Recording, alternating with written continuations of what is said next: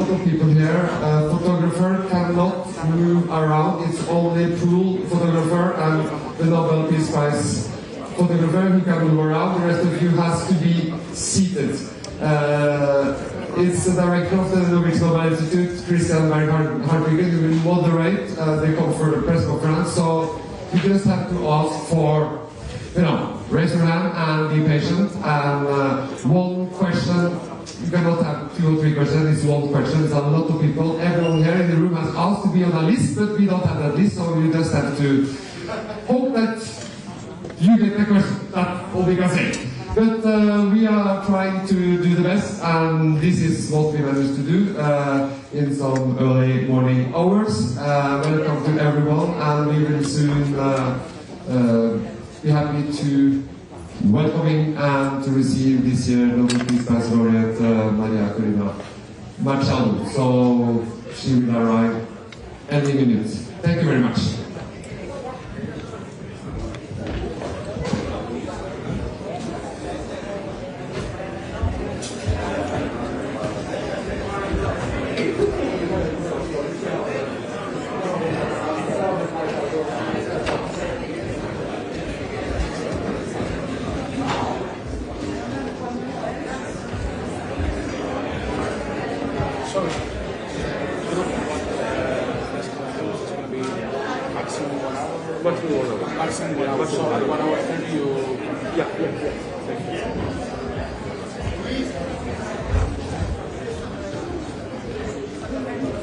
Un, deux, trois, quatre, cinq, six, sept, hola, hola. Si.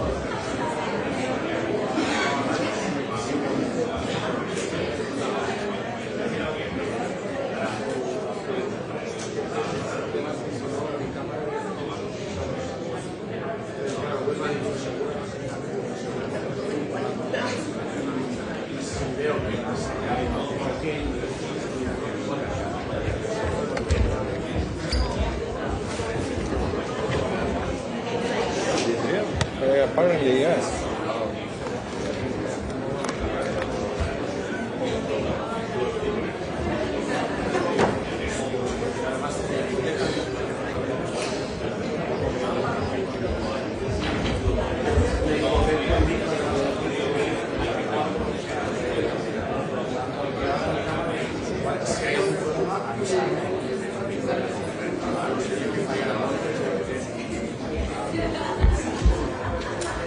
Vale, venga, ahora.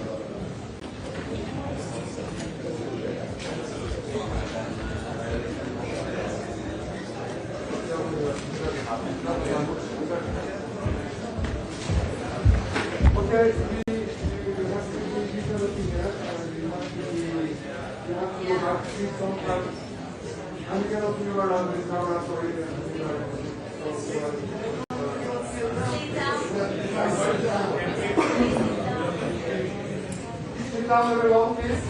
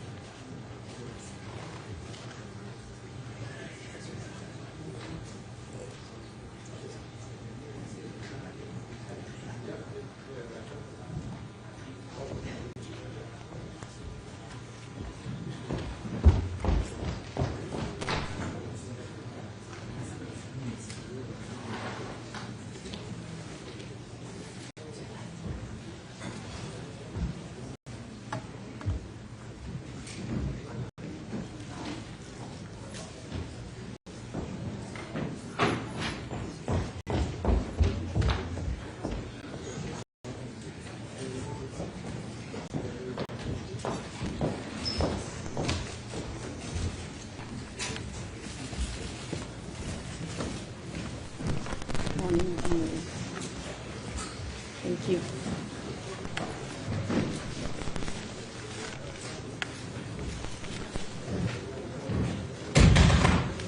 So a very warm welcome, everybody, to this press conference. We're very grateful that so many of you could make it on short notice. As you all know, this has been a somewhat improvised program this year.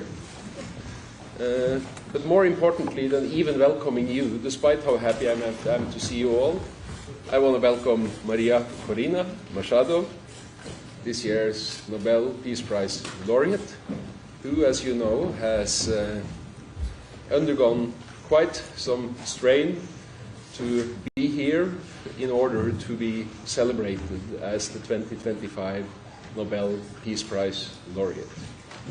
We are all extremely happy to have you here, to know that you are here safe and sound. I have apologized to you personally, but I also want to do it here with witnesses for driving you so hard after you landed just before midnight last night. I don't think you had virtually a second to yourself, apart from having been able to get a few moments with your family. After all, we are humans.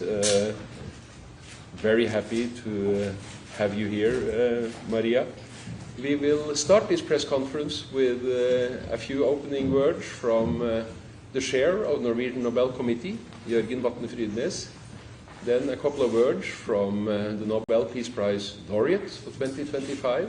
And then we will open up for questions. And I will be moderating this event. And we aim to end up by quarter past 1 at the latest. Please, Jørgen. Thank you. Being here and talking about these issues has such a gravity that I cannot sit. I have to stand up for this, if you may. Because we gather here today to defend something far more important than either side of political or ideological divide. We gather to defend democracy itself, the very foundation lasting peace rests upon. Democracy is what allows nations to handle conflicts without violence. It turns fear into participation and power into responsibility. And this is what this is all about. Democracy, not dictatorship. Peace, not oppression. Few places show this contrast more clearly than Venezuela. There, the opposition united around a simple, essential demand: free elections and representative government. This shared commitment, despite political differences, is the very heart of democracy. But today, Venezuela faces the opposite. The country has entered one of the most repressive periods in years. The goal is no longer to fill prisons, but to silence those who can mobilize others. Torture, isolation, and inhumane conditions persist across detention centers. Families disappear into the machinery of repression. Fear is their tool of governance. This is what happens when democracy collapses. Freedom gives way to fear, and peaceful politics gives way to violence. It should not be necessary to state the obvious. Democracy is the path to peace. Dictatorship is the path to war and suffering. And yet, in the middle of this repression, stands or sits a woman who refuses to be silenced. For the past 15 months, Maria Corina Machado has lived in hiding.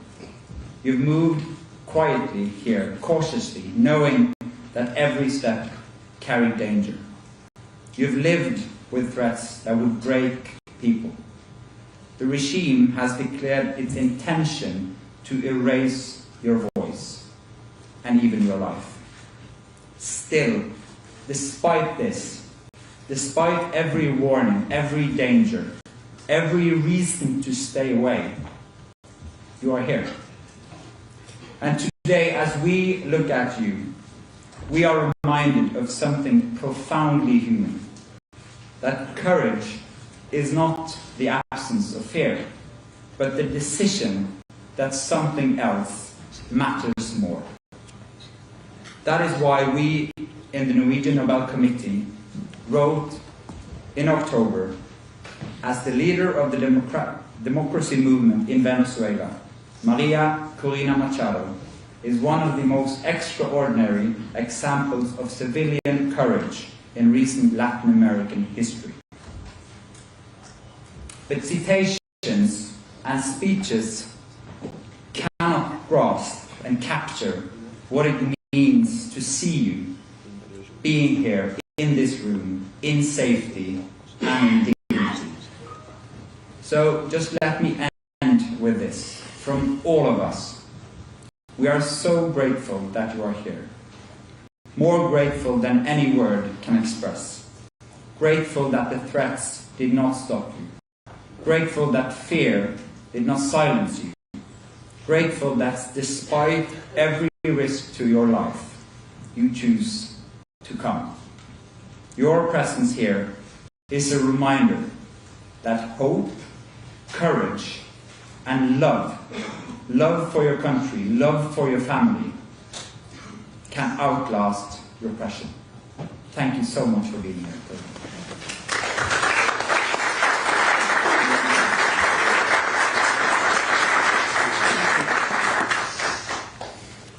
My turn.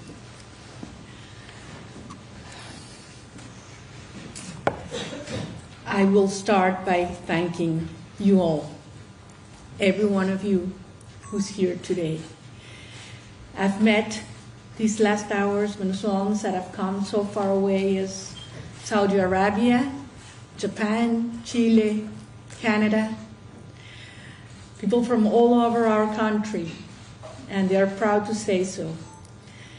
I'm so glad to be able to see you and meet you again at Mundo and Mercedes. We're so proud of you, and so looking forward for what we're going to do together very soon for our country.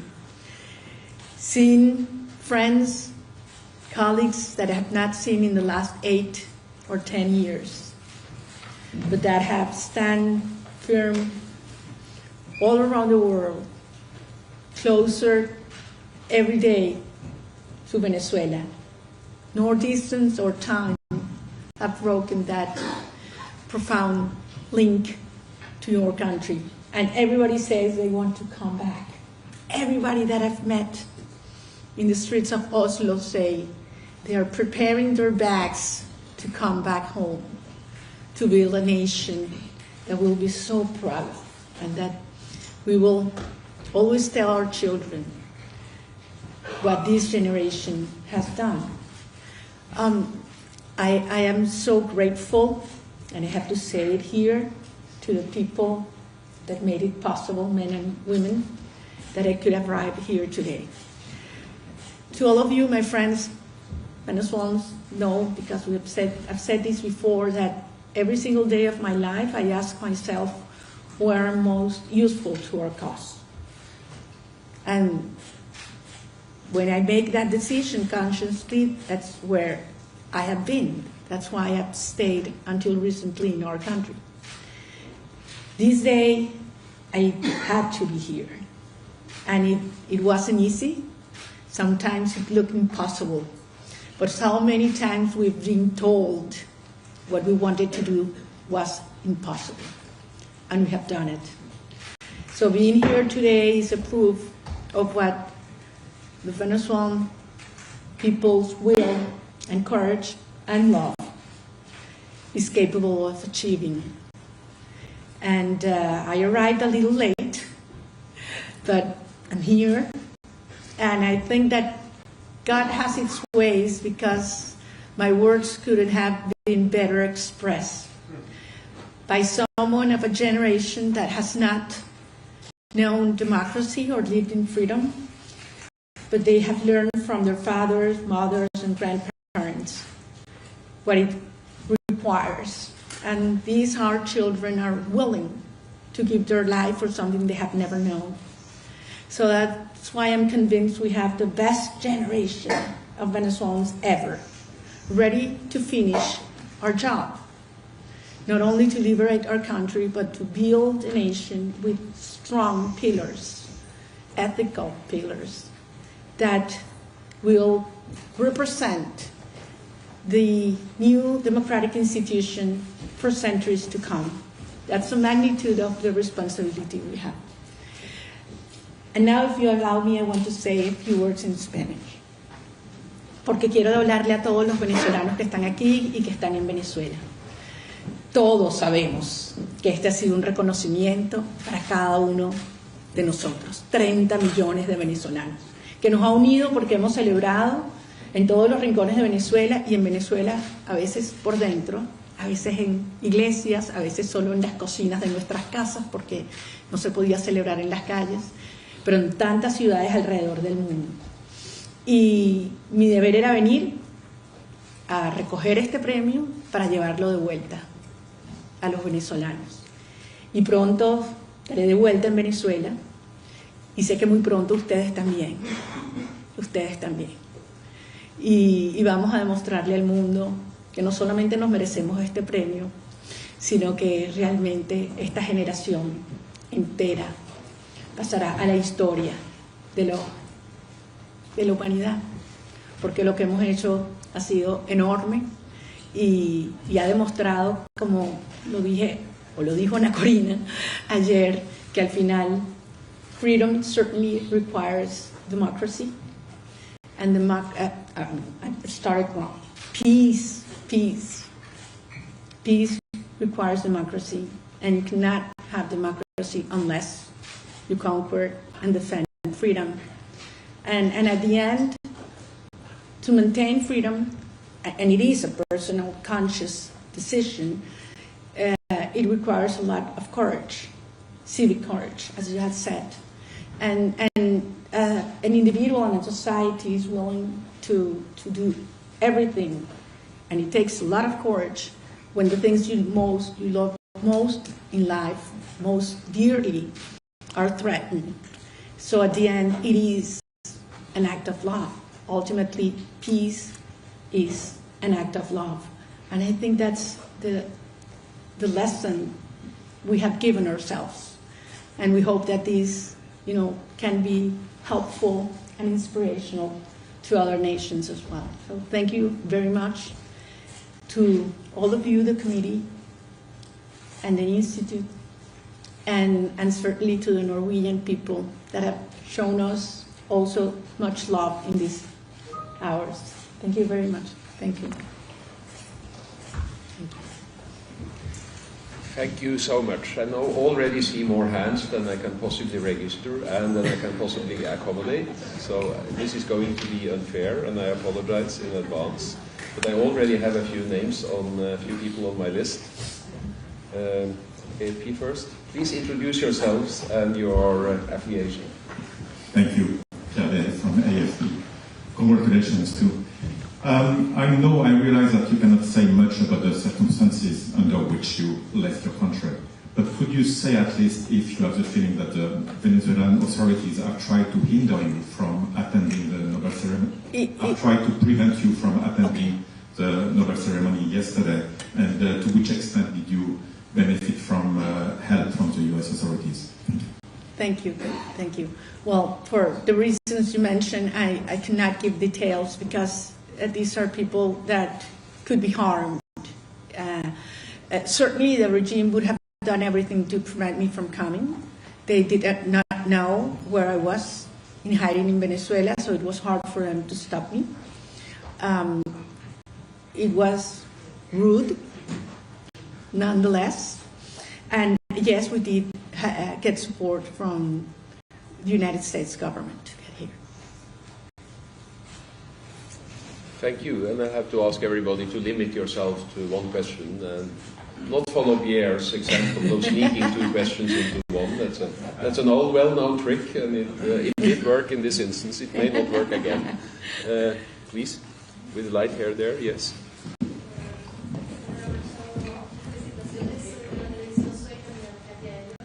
Please wait for the microphone so that we can hear. Soy Katia Elliot de la televisión sueca. Muchas felicitaciones. La meta de la oposición venezolana es la transición democrática y la salida del poder de Nicolás Maduro. ¿Considera usted que en algún escenario sería necesario una intervención militar estadounidense para lograr esa meta? Bueno, muchísimas gracias. Voy a contestar en español porque la pregunta fue en español. Supongo que el público si lo desea. La sociedad venezolana ejerció el derecho al voto y la soberanía popular el 28 de julio del 2024 y de manera aplastante eligió a Edmundo González Urrutia como nuestro legítimo presidente. La sociedad venezolana ha dado todo por una transición a la democracia en orden y en paz. Quien nos ha dedicado la guerra a los venezolanos ha sido el régimen de Maduro, que ha sido calificado como terrorismo de Estado por la Comisión Interamericana de Derechos Humanos y Crímenes de Lesa Humanidad por las Naciones Unidas. El régimen de Maduro se apoya en regímenes totalitarios de otras partes del mundo para atacar y dañar a millones de venezolanos. Rusia, Irán, Cuba, grupos terroristas como Hezbollah, Hamas, los carteles de la droga o la guerrilla colombiana, que están ocupando Venezuela. Esa es la verdadera ocupación. Nosotros le pedimos al mundo, sí, ayuda para bloquear el ingreso de estos recursos que provienen de actividades ilegales, que es lo que soporta la estructura represiva del régimen. Y eso viene por tráfico de armas, por tráfico de drogas, por tráfico de oro, por tráfico de seres humanos. Y sí, así como el régimen se apoya en sistemas criminales, nosotros necesitamos que las democracias del mundo apoyen a los ciudadanos. Gracias. Una intervención militar. Maria Corina, would you like to summarize very briefly in English? In English, since okay, I apologize, but there are some of us who don't know Spanish. We'd like to learn. I thought that after suspect I'm not the only one in the room. 2 intense days, you had at least. No, I was asked if you were supporting an intervention from the United States, and I said that Venezuela has already been occupied by forces from totalitarian regimes such as Russia, Iran, Cuba, and criminal groups such as Hezbollah, the drug cartels, and the Colombian guerrilla. And as the regime seeks support and gets support from these totalitarian regimes, we, the Venezuelan people that have tried every single, institutional means, ask support from the democratic nations in the world to cut those resources that come from illegal activities and support of repressive approaches. And that's why we are certainly asking the world to act. It's not a matter of statements, as you say, it's a matter of actions. Please, then the woman with the light hair and the yellow key strap. I'm not going to name you, even though I know some of you. Please introduce yourselves. Gladys Fouché from Reuters. Senora Machado, congratulations. Thank you. What is your reaction to the seizure by the US Coast Guard of a crude tanker off the coast of Venezuela? Is it a necessary step to bring about change? Thank you. Well, it's connected with what I answered previously, because, as I said, the regime is using the resources, the cash flows that come from illegal activities, including the black market of oil, not to give food for hungry children, not for teachers who earn $1 a day, not to hospitals in Venezuela that do not have medicine or water, not for security. They use those resources to repress and persecute our people, to buy arms, to infiltrate the military or movements, to pay for those that commit crimes and repression, to maintain our friends and colleagues in prison. So yes, these criminal groups have to be stopped, and cutting the sources of illegal activities is a very necessary step to take. Please, with the green shirt there, just behind the previous. Hi, congratulations on this prize. My name is Heidi Chesset from Bloomberg News. I'm wondering about your plans after you leave Norway. Are you going on a tour in Europe? Are you visiting the US? What will you do before returning to Venezuela? Thank you. Thank you very much. I've been hearing several suggestions about that in the last hours and getting quite a few invitations. But to be absolutely honest, I'm taking one day at a time. There was great uncertainty if I was able to come. So I had not made many plans. So now that I'm here, I certainly want to spend a few hours with my colleagues, friends, and my children. I should make one or two visits to the doctors, different doctors. After all, it's been more than a year and a half. Certain things I should take care about. And yes, there are some meetings that I believe could be very useful that I do before I go back home. Please, we are not accepting unsolicited questions. There is a moderator here. Please, be quiet. I'll translate. They asked me if I They could. asked you? No, they asked us Okay. if I can repeat this question in Spanish. I think it's important. Okay, that you're welcome to do. As I told you, my Spanish is virtually non-existent. No, and as I told This you, does mean you have to translate. I'm learning how to deal with the Norwegians. Well, last time the police didn't want me to go out and say hello to the people, and finally we agreed. So it's dialogue. Me preguntaron cuáles eran mis planes para después de la estadía en Oslo, y le decía a la reportera de Bloomberg que la verdad es que estoy llevando cada día a la vez. Al final no tenía la certeza de que yo vendría, y por lo tanto estoy pensando que es lo más útil para nuestra causa que yo debo hacer. Si quisiera estar algunas horas con mis hijos, con nuestros equipos, que después de todo tenía mucho tiempo sin verlos y hay mucho que trabajar, y siempre en persona se puede ser mucho más eficiente. También tengo que hacer 1 o 2 visitas al médico, y quisiera también tener algunas reuniones antes de regresar a Venezuela. Here in the dark shirt, yes. Thank you very much. My name is Monica Buena. I am from Latin America here in Oslo. And this prize has been... Are you able to speak up a little bit? Yeah, this prize has been very controversial in Norway.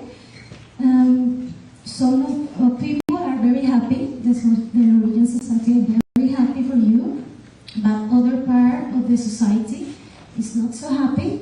They say that you constant calling for intervention, international intervention, and you rejection to participate in the dialogues with the opposition and the regime.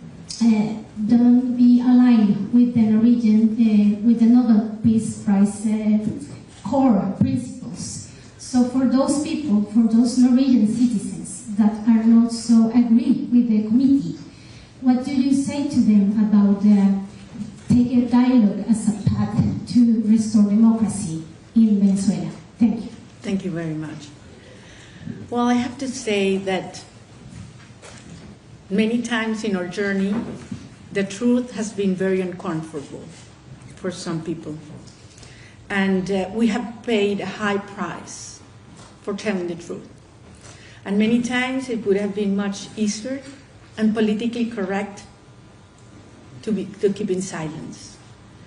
But we decided to speak out. And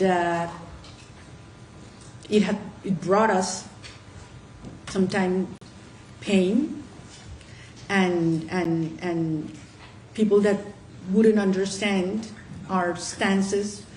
But at the end, I think that holding to the truth, it's what creates trust.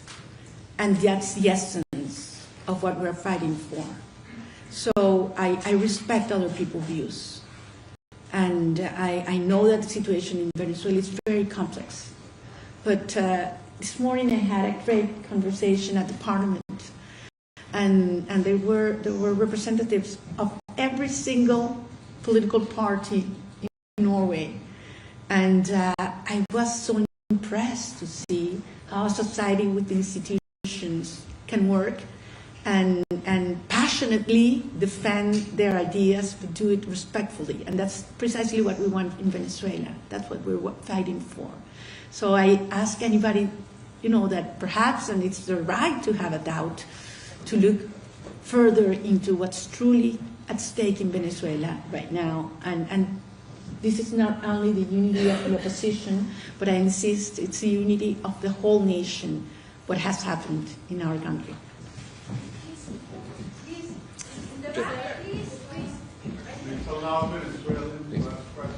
Thank you. Thank you. Alison Humphrey from Sky News. President Trump has said that Nicolas Maduro stays in Netherlands. You've spoken about the people of Venezuela returning home very soon. What level of coordination is going on between yourself and the US administration about the day after Maduro goes, the weeks after?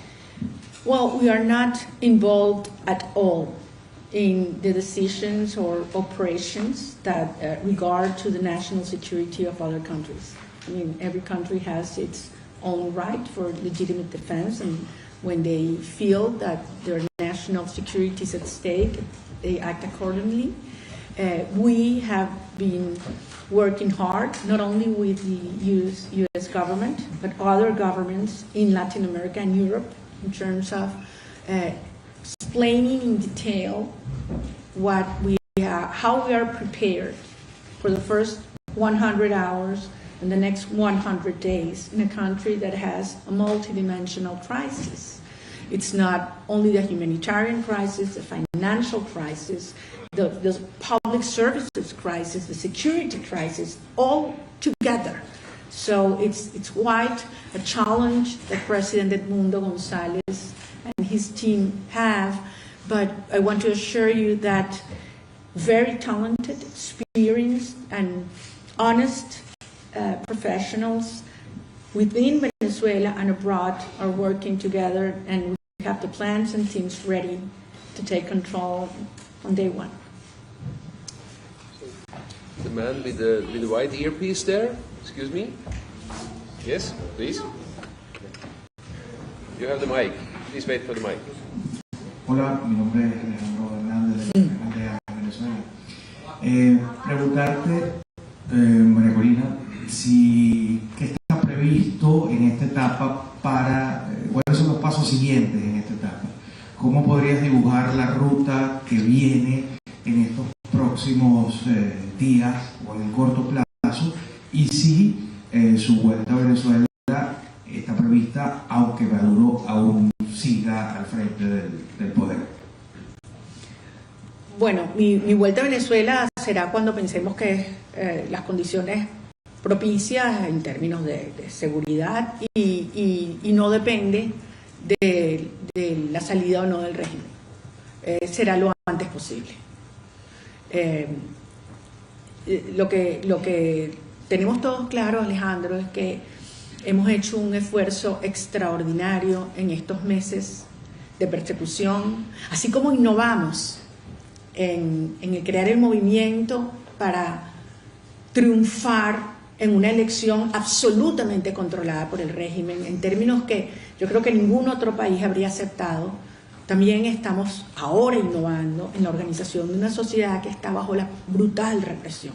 Y esto ha crecido enormemente. El premio Nobel además nos ha dado una inyección de energía a la gente y se ha disparado aún más la gente que ha querido involucrarse. Y lo que hay que seguir es preparándose para la transición, aumentando la presión externa y manteniendo y avanzando en la coordinación externa, que incluye, entre otras cosas, lo que preguntaba aquí antes tu colega, de que el mundo tenga muy claro cuáles son los planes y las áreas de cooperación que se van a requerir durante el periodo de transición. You want this in English? If brief, yes, please. Okay. Sure, I'm not the only one. I follow instructions. Well, he asked me what are the next steps, and if my return to the country was conditioned to Maduro leaving or not power. I said that I'm going back to Venezuela regardless of when Maduro goes out. He's going out, but it's going to be determined in terms of what is the moment when I finish to do the things that I came out to do. And if the proper conditions to go back, I will go back. And the next steps include, keep on growing our citizen organization on in clandestinity, and organizing, the citizen movement to be ready when the moment comes, to keep on preparing our teams and plans for the first 100 hours and days, and certainly the coordination with the international allies, not only to finish this phase of our process, but in the transition process, which is going to be critical to have good cooperation with agencies and governments. This morning we were talking about this with your Prime Minister, and we are sure that we will get strong support from Norway. And we have a lot to learn from your institutions, the Energy Agency and other areas in which we will need to work from day one. With the grey cardigan, very close to the mic. Thank you. I'm Corina Machado from Radio Romania, and I was wondering when the day will come, what institutions you will internally reform first? Will this be police, justice? Thank you. Thank you. That's a challenging question because the right answer would have to be all. Venezuela's institutions have been absolutely devastated. Of course, there is a priority, and the priority is always the people. But having said that, there are many areas that are connected. I mean, you cannot have a vibrant economy that creates jobs if you don't have rule of law. And nobody's going to invest in a country in which you don't have security for the people, for the workers, and so on. How do we choose between education and health and protection to the most vulnerable sectors? I mean, this all has to be addressed, and has to be addressed twofold. As the emergency dimension, because people need to feel in their bodies and souls on day one what the arrival of freedom means, on day one. And also on a second level, the profound reforms, transformations we need to do to build up this new institutional frame that will have to last for a long time. So we will need to work very fast on the security, police, and military side. We need to work very fast on the justice area. We need to put order in our economy and public accounts. We need to create conditions and incentives for international investment to come. And certainly the most important, we have to get the Venezuelan citizens involved and be co-responsible of everything that we're going to do. Thank you. The woman with the dark hair. Yes? Please wait for the mic.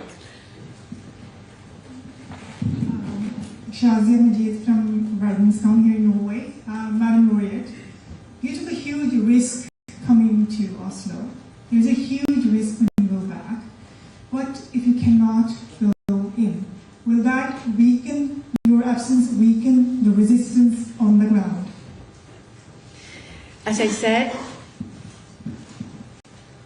it was a decision that we reflected extensively.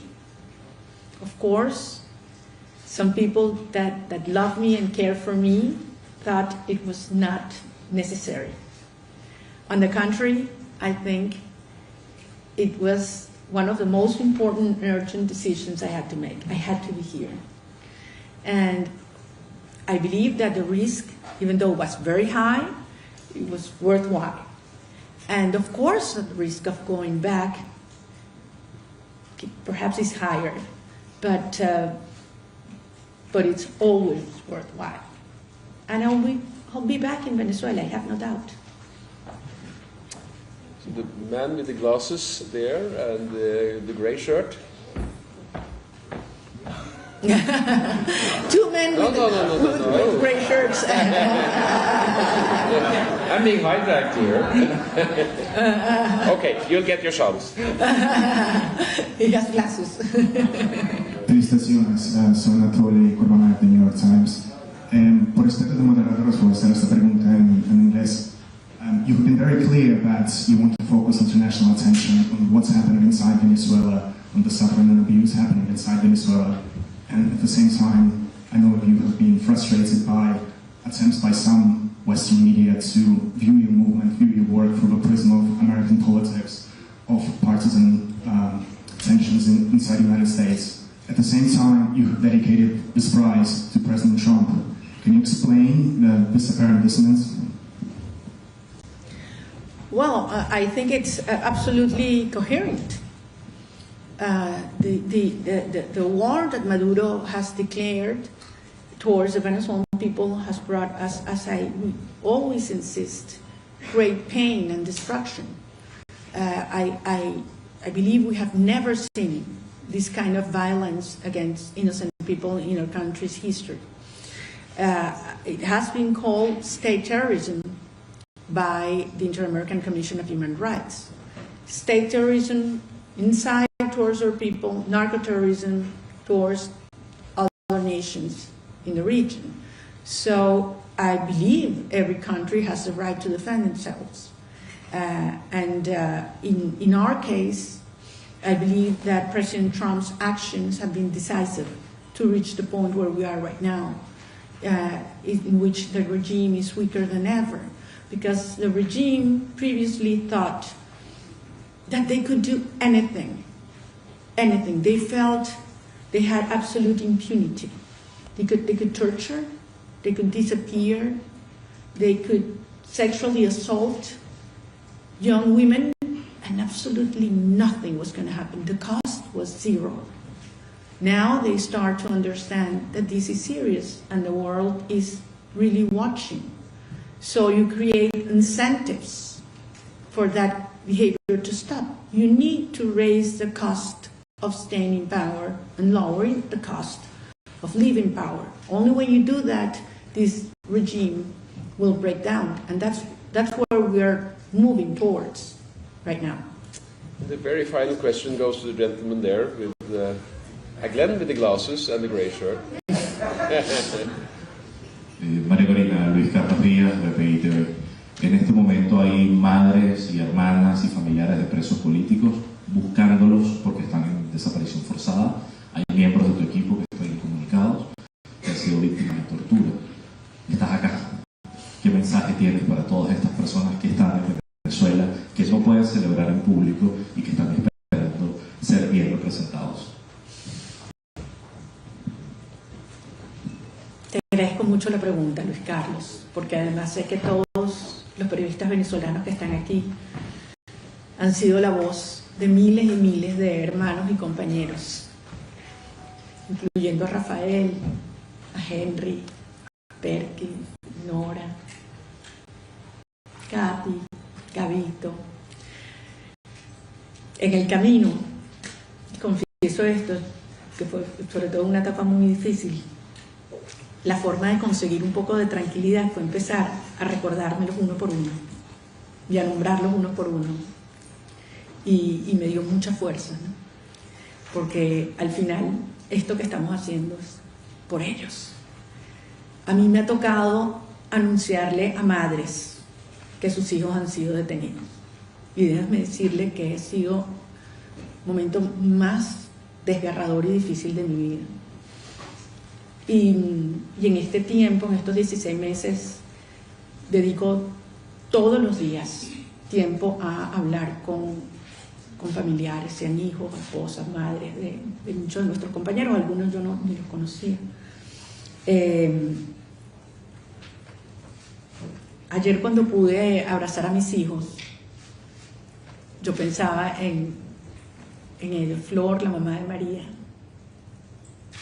En ese instante yo decía, Dios. Y madres que no han visto a sus hijos en más de 10 años porque se han tenido que ir del país, ¿no? Y les digo, es difícil que el mundo entienda lo que ha sido la separación de la familia para los venezolanos. Y fue una estrategia intencional para quebrarnos, ¿saben? Porque pensaron que con eso iban a hacer la sociedad venezolana más débil. Tú fracturas la familia, sumerges a la gente en la tristeza, ¿no? Y fíjense que al final eso se convirtió en la gran fuerza que nos ha unido y que ha derribado todas las barreras. Es decir, nuestros hijos de vuelta en casa, los presos, los perseguidos, los que se han ido. Y yo siento que no ha habido una generación de venezolanos mejor preparada para eso. El dolor nos ha unido y no hay otra generación que ame la familia, la libertad y su tierra, el poder recorrer tu país como esta generación. Son nuestros héroes y son los primeros homenajeados, cada uno de ellos, con este honor que nos han ofrecido. That's a long answer. It's about the political prisoner. Is it possible to say? Yeah, I'll do it. I'll do it as quick as possible. He was asking me that I was able to embrace my children. How do I think political prisoners feel? And I was telling them that on my way here, I was going through the names of our friends and colleagues that are currently under detention or disappeared, and remembering so many times I had to call some mothers to give them the news that their child has been taken by the regime, and that's one of the harsh moments I have gone through in my life.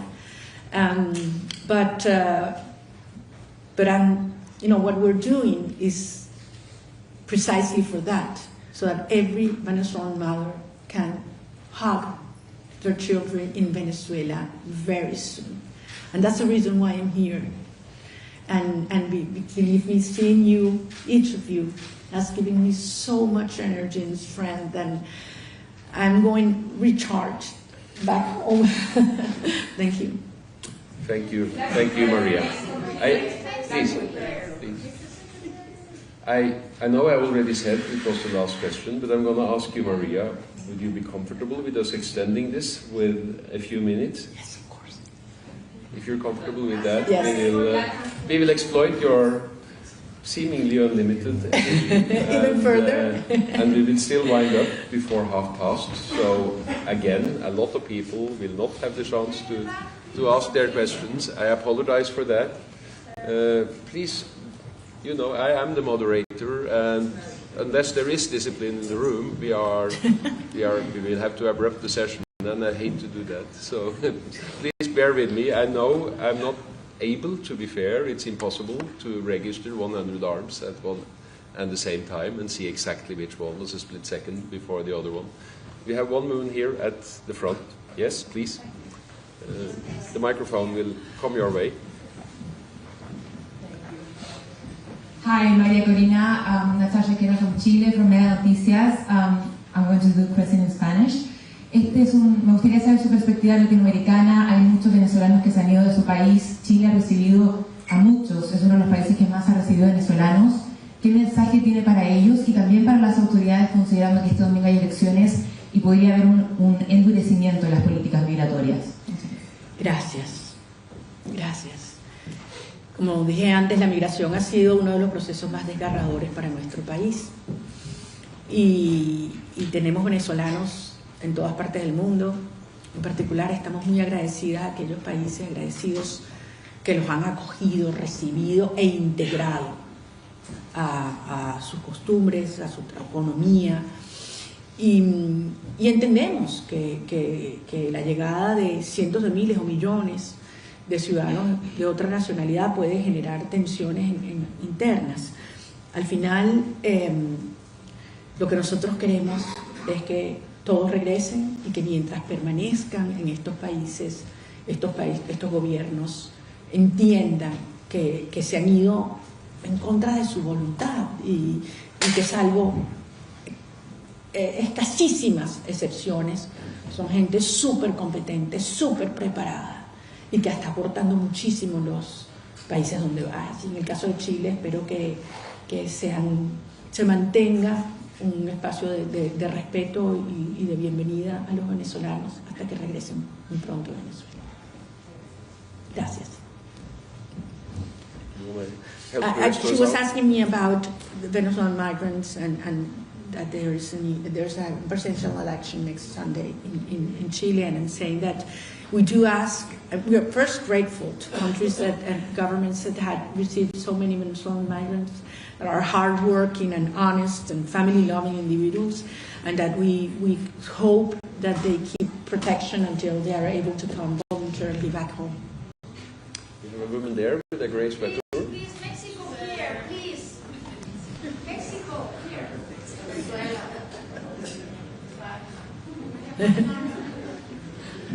Sí, muchas gracias María Corina. Soy Ingrid Padez de Clase Campen. Hace una semana usted dio una entrevista a nuestro periódico y en esa entrevista usted afirmó que déjame ver. Bueno, hago otra pregunta entonces. ¿Cuáles son sus aliados principales en Europa? Porque usted ha firmado la Declaración de Madrid y quería preguntarte, la Declaración de Madrid y esta unión de partidos políticos, ¿qué tan importante sea para tu proyecto político y para la gente de Venezuela? Nosotros hemos logrado construir una coalición, un movimiento de apoyos internacionales, de partidos, de movimientos, de gobierno, que va a todo lo largo del espectro, digamos, ideológico. Y nuestro presidente Edmundo González Urrutia ha sido recibido por presidentes, primeros ministros en Europa y en otras partes del mundo, de distinta orientación doctrinaria, porque al final se entiende que nuestra lucha está por encima de estas diferencias que son absolutamente legítimas y necesarias en una democracia, si tienen que ver con principios. No, parece muy lamentable que hayan algunos gobiernos que a esta altura en Europa no estén asumiendo la realidad y la naturaleza de lo que vivimos en Venezuela, pero hay otros, y hoy lo vimos aquí en el caso de Noruega, que llaman las cosas por su nombre y que están dispuestos a asumir la posición de la verdad, de los derechos humanos y del pueblo, que al final es quien eligió. Así que yo estoy muy optimista de que esta coalición internacional, ahora con el premio Nobel, se va a fortalecer y ampliar mucho más también.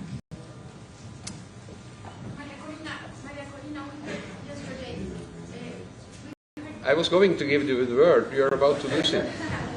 That was a mistake. We have the woman here in the yellow jacket first. I am sorry, but somebody needs to be the boss here. Hola María Corina, ¿cómo estás? Carla Angola de TVB Network. Quería saber si por favor podrías ampliar un poquito sobre lo que dijiste del apoyo de Estados Unidos para tu salida de Venezuela. Si en esa agenda de la que hablas pudiera venir después de tus exámenes de aterrizar, ¿no?, a la vida de nuevo, si estás esperando una reunión con Trump. Y también preguntarte cuándo es el deadline, porque sabes que la prensa ha especulado mucho en Estados Unidos sobre si se le dio un ultimátum, sobre si el viernes pasado, sobre si ya Trump le pidió definitivamente salir del país, sacar a su hija, a su hijo, a su esposa, a su mujer. Él pidió indemnizar o darle impunidad a 100 miembros de su equipo. Pero no estoy hablando de fechas, sino de hasta dónde se extiende esto, en el sentido de que ya estamos en el momento en el que Maduro debería tomar una decisión. decisión, ¿no? ¿Cuándo entonces, si no la toman, lo hacen los aliados? Esa es mi pregunta. Gracias, María Corina. Gracias, Carla. Yo también dije antes que vamos un día a la vez y también he dicho muchas veces que yo no voy a especular sobre las estrategias o las acciones que tienen gobiernos extranjeros en materia de sus políticas de defensa nacional. Y desconozco si algún gobierno, en este caso el presidente de los Estados Unidos, tiene o no tiene un deadline. Nosotros vamos hasta el final. Esa es nuestra posición, siempre. ¿Crees que la gente de Venezuela se resigne con su salida del país? Ajá, para terminar aquí, Si lo puedes decir en español. Ajá, yo di la información que puedo dar, que conviene dar, ante una pregunta de si nosotros habíamos recibido apoyo del gobierno de los Estados Unidos para que yo pudiera llegar a Oslo, y la respuesta es sí. Y solamente para terminar la pregunta de más atrás, todo lo contrario. Yo siento que los venezolanos dentro y fuera de Venezuela están muy felices, muy emocionados de que pude estar aquí en representación de ellos y que, como dije antes, voy a regresar a nuestro país a llevarle su premio. Thank you. You want to give us short synopsis? Yeah, please. Please.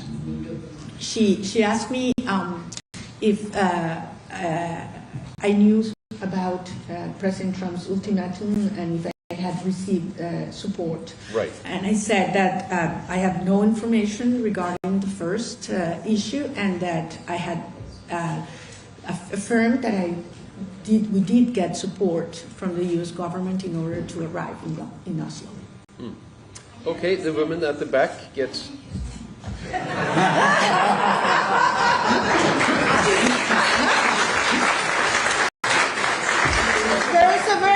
Perseverance. The thing is, you would get me anyhow. I don't want you to lose it, but please be silent. This is the last question. We are now going to wind up. I know there are another 100 people in the audience who would have liked to ask questions. They need to go to the forum. They have the activity.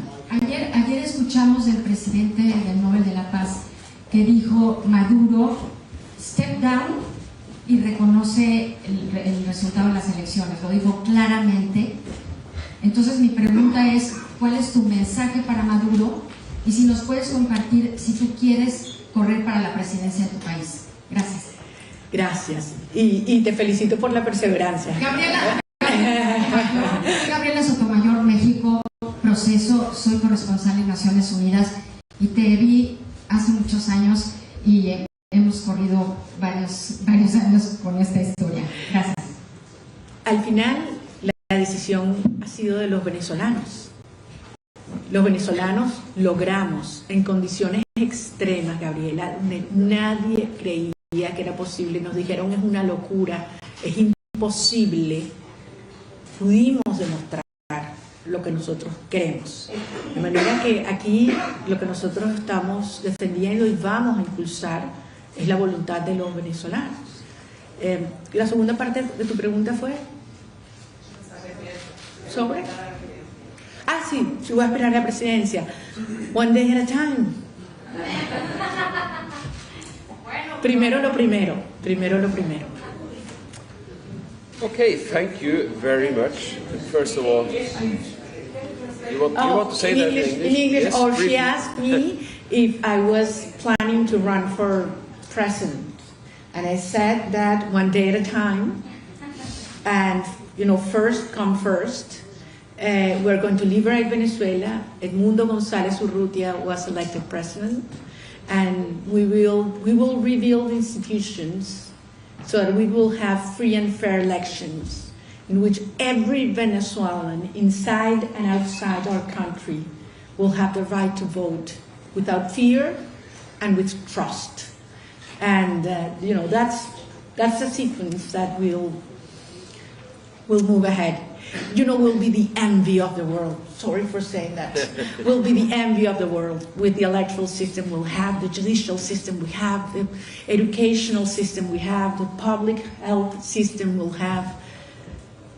And people will look and ask, oh, how did you do that? That was impossible. And we will have made it again, made possible what everybody thought was impossible. That's the Venezuelan style. Thank you. Thank you. Thank you for a translation. And sorry for...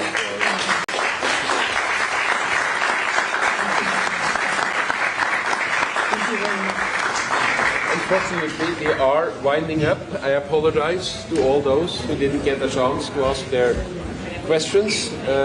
It's been quite an intense 24 hours. We say thank you to Maria Corina Machado, thank you to Jürgen Wattler-Friednis, and thank you to everybody for being here. Thank you.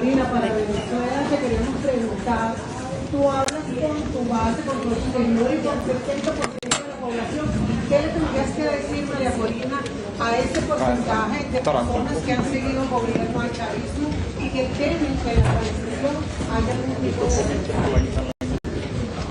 Yo creo que si hay demostrado... Perfecto.